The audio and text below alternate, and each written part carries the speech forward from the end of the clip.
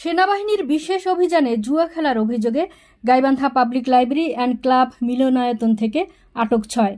গাইবান্ধা প্রতিনিধি মোহাম্মদ শুভ ইসলামের প্রতিবেদন। গাইবান্ধা শহরের পাবলিক লাইব্রেরি অ্যান্ড ক্লাবে যৌথ বাহিনী অভিযান চালিয়ে নগদ টাকা, গাঁজা ও জুয়ার সরঞ্জাম সহ ৬ জনকে আটক করা হয়েছে। গতকাল ১৫ ফেব্রুয়ারি শনিবার রাত ৯টার দিকে ঘণ্টাব্যাপী এ অভিযান চালানো হয়। যৌথ বাহিনী সূত্রে জানা গেছে, গোপন সংবাদের ভিত্তিতে শহরের পৌর পার্কে অবস্থিত পাবলিক লাইব্রেরিতে অভিযান চালায় যৌথ বাহিনী।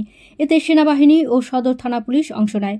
অভিযানে পাবলিক লাইব্রেরির একটি গোপন কক্ষ থেকে গাঁজা ও জুয়ার সরঞ্জাম, নগদ অর্থ, মোবাইল ফোন জব্দ সহ ৮ জনকে আটক করা হয়। পরে তাদের থানা পুলিশের কাছে হস্তান্তর করা হয়। আটকরা হলেন কাজী ওয়াদুদ, চিনু, মাহমুদ, ডিপটি মিয়া, সাবেক কাউন্সিলর নিয়াজ রহমান লোটন, আবু হোসেন। এছাড়া গাইবান্ধা আদর্শ কলেজের সহকারী অধ্যাপক কাজী জিয়াউল হাফিজ ও ইকবাল কবির অপুকে মুচলেকা নিয়ে ছেড়ে দেওয়া হয়েছে।